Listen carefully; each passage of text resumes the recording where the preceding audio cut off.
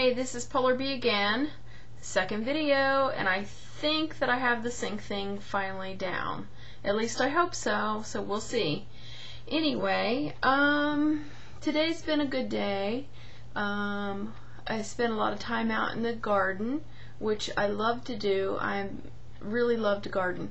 I love to have herb gardens. I am just a huge garden fan. I love flowers.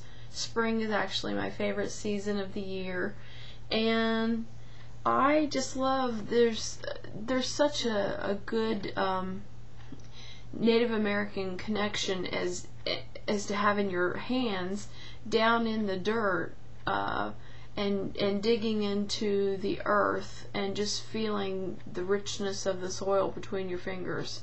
I know that might sound really odd to some people, but for me, I just really love it. So anyway, let's see, what can I talk about today?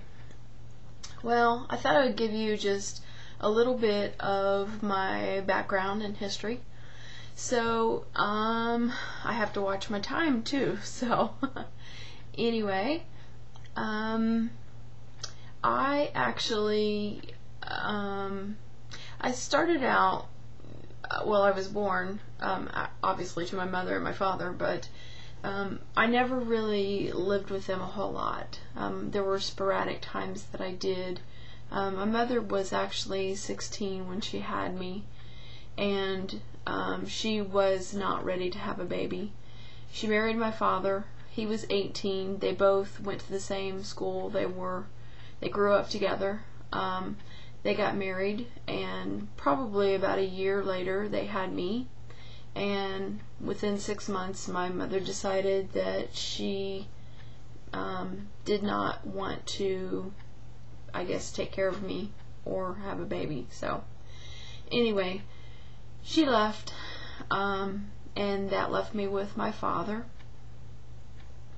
who was my main abuser for 17 years of my life. So my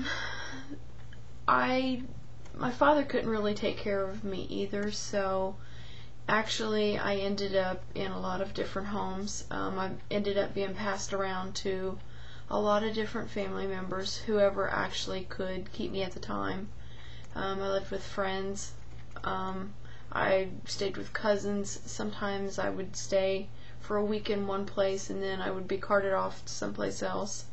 The thing about that in being a kid is that you never really get a sense of a connection with, somebody, a mother figure, bonding with somebody. So I always had a sense of abandonment growing up. I can remember many times where I constantly wanted to call somebody else my mommy. Will you be my mommy? Because mine wasn't there. When my mother left my father, she decided to work in bars, which there's nothing wrong with that, but she opted to be a stripper and a go-go dancer. They called them go-go dancers back then. That sounds so weird now. Anyway, basically she just danced and took her clothes off for men. My mother had a lot of history of abuse as well, but those are her issues, not mine. But anyway, I never really got to bond with her very much. When I did see her, she just wasn't the mother type. She wasn't the mothering figure. She didn't know how to take care of a child. She didn't understand a child's needs. So therefore, she just didn't have the skills.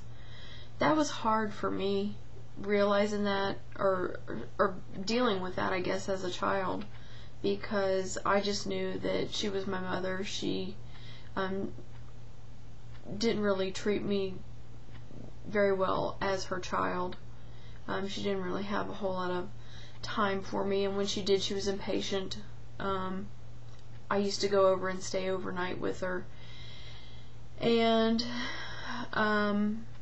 you know, sometimes I would be scared, and you know, she would go and work and then come in at 3 o'clock in the morning, 3:30 in the morning, and then she wanted to go to bed, and she wanted to sleep most of the day, which obviously she was tired. But when, you know, you have a child staying over with you, and her child to be exact, she just really didn't want to deal with that.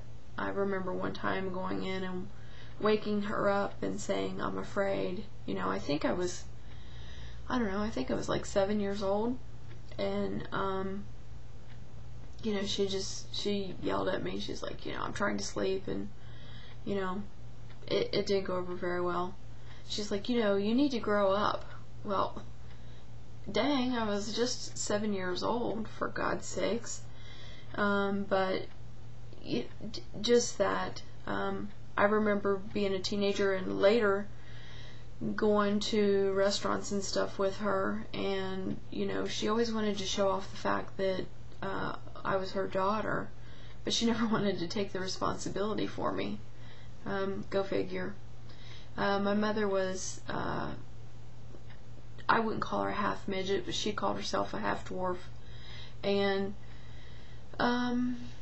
she was very tiny, which I guess went over well being a go-go dancer, you know. That was probably her niche or whatever. But you know, she used to say things like, you know, especially after I got a little bit bigger in my teenage years, I towered over her because, you know, she was so small. She actually only came up to maybe about here on me when I was standing up. So she was very small. She wore children's clothes and stuff. But she used to say things like, "Can you believe that she came out of this little bitty body? That great big girl came out of this little bitty body?" You know, and I mean, just things like that. It would just mortify me. And you know, after a while, I didn't even want to go. I didn't even want to go to visit her or anything. So that actually, she ended up actually signing over papers to my grandmother, for my grandmother to have a legal guardianship of me.